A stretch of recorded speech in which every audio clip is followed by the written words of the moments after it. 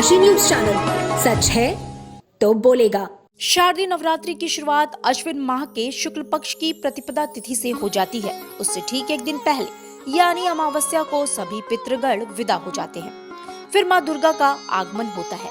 कलश स्थापना के साथ ही पूरे 9 दिनों तक माँ दुर्गा के विभिन्न स्वरूपों की पूजा की जाती है। आइए जानते हैं पूजा की पूरी विधि पंडित पवन त्रिपाठी ज्योतिषाचार्य से।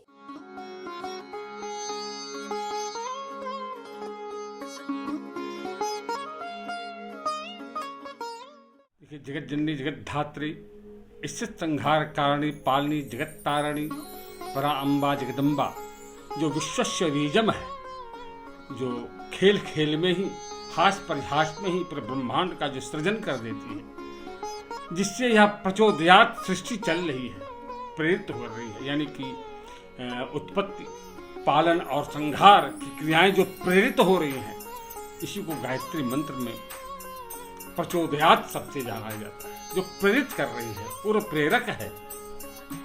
ऐसी परा अम्बा जगदम्बा का महापर्व नवरात्रि, शारदीय नवरात्रि।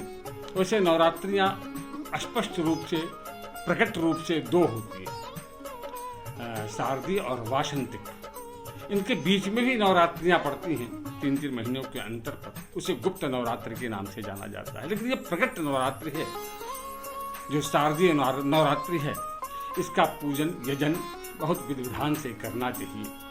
जैसा कि धर्मशास्त्रों में बताया गया है, यह संक्रमण काल होता है, यानी कि वर्षा ऋतु का आगमन और शरद ऋतु का आगमन।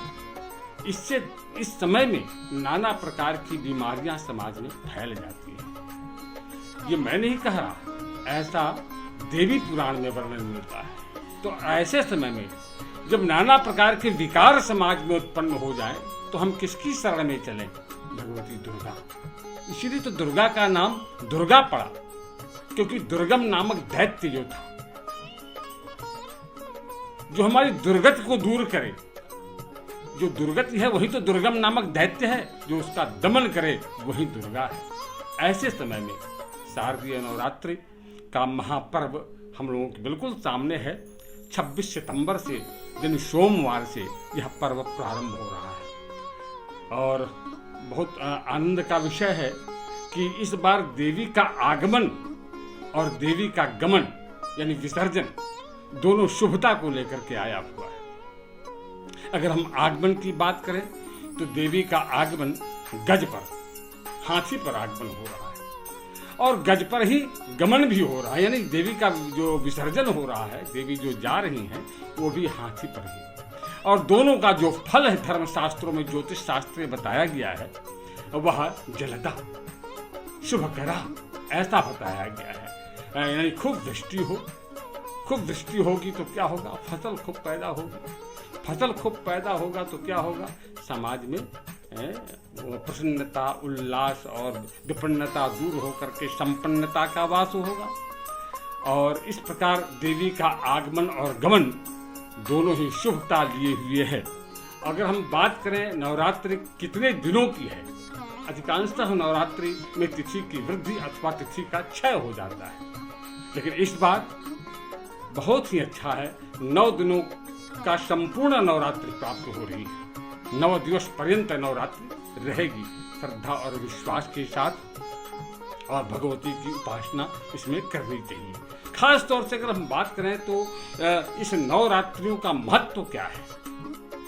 तो नवगति नवलय ताल छंद नव नवल कंठ नव जलद मंद नव नव नभ के नव विहग बिंदुसो नव पर नव स्वर दे।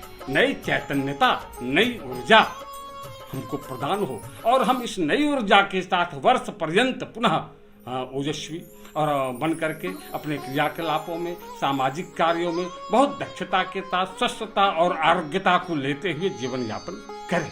यही मूल उद्देश्य है। ऐसे समय में जबकि यह नवरात्रि प्राप्त हो रही है, शारदीय नवरात्रि, और इसको पा करके कैसे करना चाहिए, इस पर्व को कैसे मनाना चाहिए, तो कहते हैं इसमें व्रत उपवास का विशेष महत्व है, पूजन का विशेष महत्व है, अपने शक्ति संचय का पर्व है। अपनी शक्ति को बढ़ाना है, जो हमारे अंदर प्रविष्ट शक्ति है, प्रसुप्त शक्ति है, उसे पहचानना है, वही तो दुर्गा है, वही तो हमको ऊर्जा प्रदान कर रही है।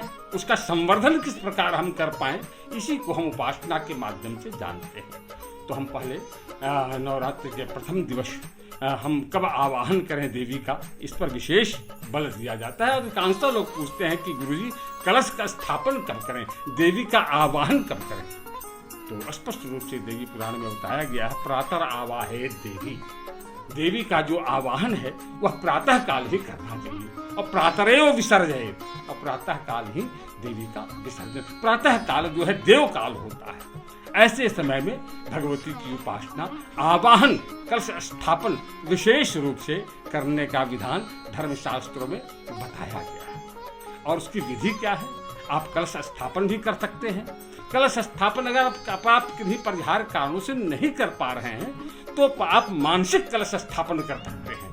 यानी यह संकल्प करके कि मैं अपनी शक्ति का संवहन करूंगा और संवर्धन करूंगा, संचयन करूंगा, इस भाव को लेकर के आप बिना कलश के भी वस्तु कलश स्थापन हम करते क्यों हैं? आप इसके मूल में जब देखेंगे तो सेव वाटर, जल का संरक्षण, ये मूल उद्देश्य है। कलश की जो पूजा हमारे यहाँ सनातन धर्म में बताई गई है वो मूलतः इसके पृष्ठभूमि में पीछे जब हम देखेंगे तो जल का संरक्षण, जल का संवर्धन, जल ही जीवन है।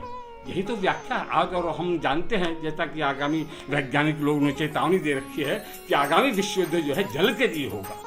तो हमारे ऋषियों ने समझा था जल के महत्व को। तो जल में ही ब्रह्मा है, जल में ही विष्णु है, जल में ही शिव है, जल में ही शक्ति है। बिना जल के कुछ नहीं है, जीवन ही नहीं है।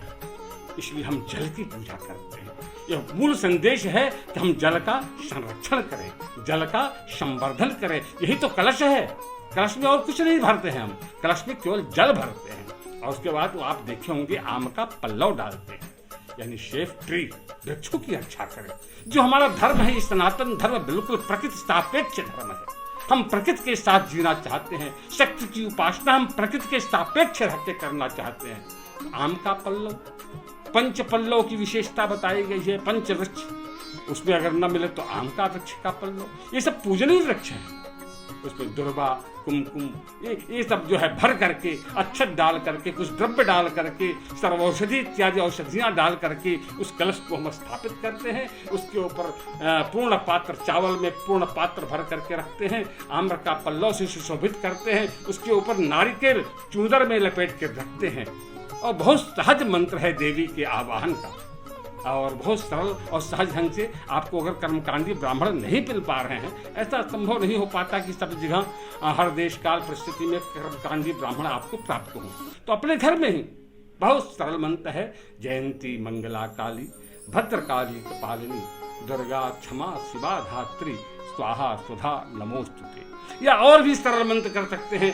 या देवी सर्वभूतेषु मात्र रूपेण संस्थिता, नमस्तस्यै नमस्तस्यै नमस्तस्यै नमो नमः। अथवा एक और सरल मंत्र है, शरण्ये त्र्यंबके गौरी नारायणी नमोस्तुते। इस मंत्र को लेकर के, अक्षत पुष्प लेकर के, कलश पर रख करके दिव्य षोडशोपचार, जो भी आपका उपचार है, जो भी पूजा की थाली में आपने रखा है। और एक बात और बताना चाहूंगा, पूजा की थाली में सब कुछ हो लेकिन अनुराग नहीं है, सब बेकार है। पूजा कीन अधिक अनुरागा। फूल नहीं है चलेगा, जल नहीं है, मिष्ठान्न नहीं है चलेगा, पूजा मान्य होगी, लेकिन अनुराग नहीं है नहीं चलेगी। तो मूल पूजा में है अनुराग और श्रद्धा और विश्वास। इस प्रकार से हम पूजन करते हैं, भगवती का अखंड दीप जलाते हैं।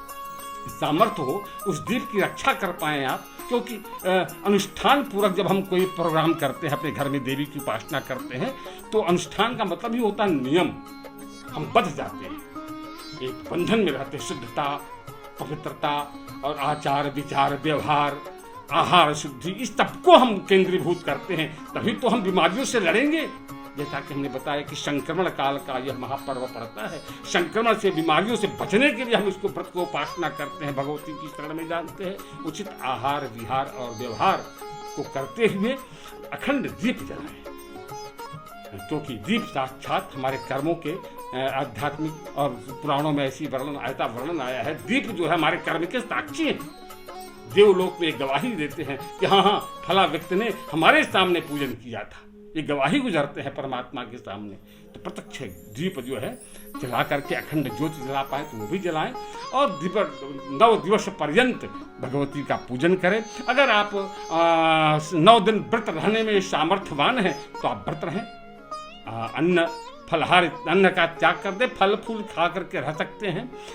अगर नहीं रह पाते तो पहला और अंतिम यानी कि प्रथम दिवस और नवमी को रह सकते हैं, प्रथम दिवस अथवा अष्टमी को रह सकते हैं। कुछ नहीं रह सकते तो आप केवल अष्टमी को रह सकते हैं, वो भी नहीं रह सकते तो आप सप्तमी, अष्टमी और नवमी को रह सकते हैं, व्रत रह सकते हैं। इस प्रकार से अपने यथाहारो निराहारो अथवा आहार ले करके अथवा निराहार हो करके आप देवी की उपासना करें। मूलतः है आत्मशुद्धि। अगर आपने फलहार लिया है और आत्मशुद्धि नहीं हो पा रही है तो व्यर्थ है।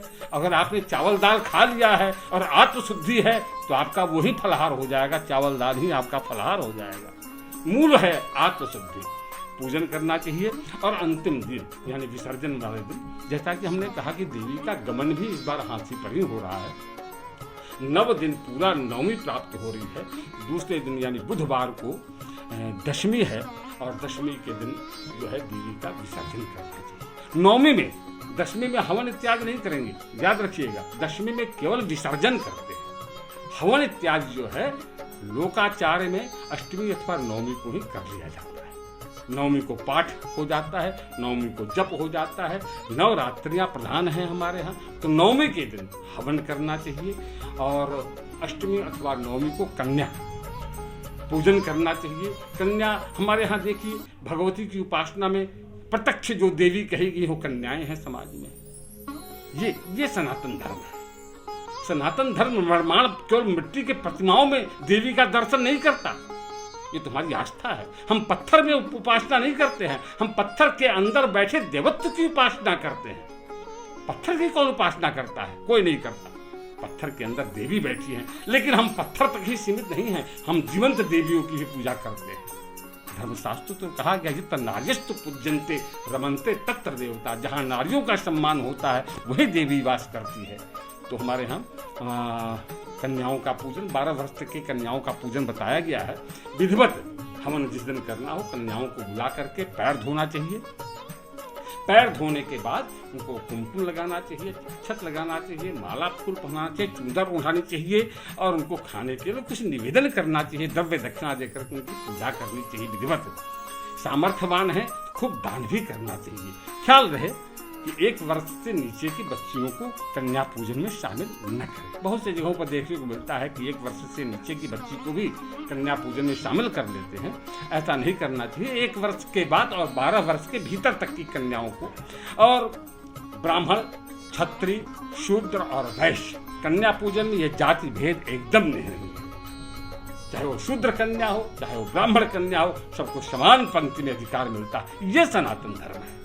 जातियों को तो हमने बांट रखा है, हमारी संकीर्ण मानसिकताओं ने बांट रखा है। कन्या पूजन में कोई जाति का भेद नहीं है। किसी वर्ग की, किसी अमीर गरीब सारी कन्याओं को समाहित कर करके विधिवत पूजन करना चाहिए और यह संकल्प करना चाहिए कि हम जो है आज के बाद ऊर्जावान हो रहे हैं, ऐसा अनुभव भी करें आप और ऊर्जा का संचयन करें, जिसके कारण से जो जैसा कि हमने कहा दुर्गतियों का नाश करे वही तो दुर्गा है।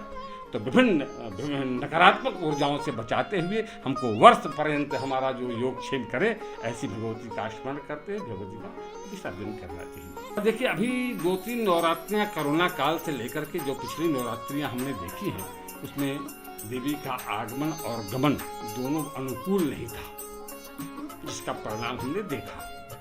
तिथि वृद्धि, तिथि क्षय भी हो रहा था, तो कहीं न कहीं दोष था। लेकिन ये जो नवरात्रि पड़ रही है, हमको लगता है कि इस बार की नवरात्रि 2-3 वर्षों बाद हम लोग मनाने जा रहे हैं।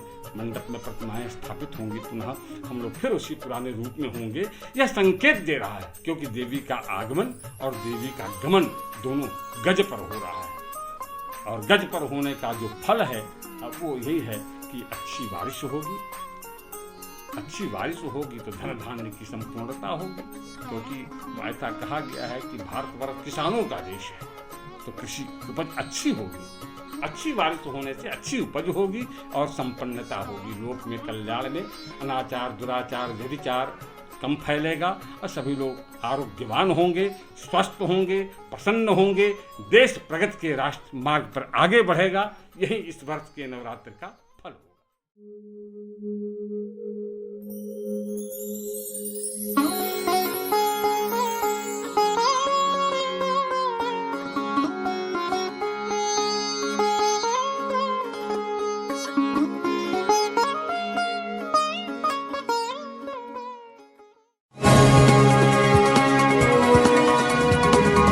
आप देख रहे हैं डैन काशी न्यूज चैनल।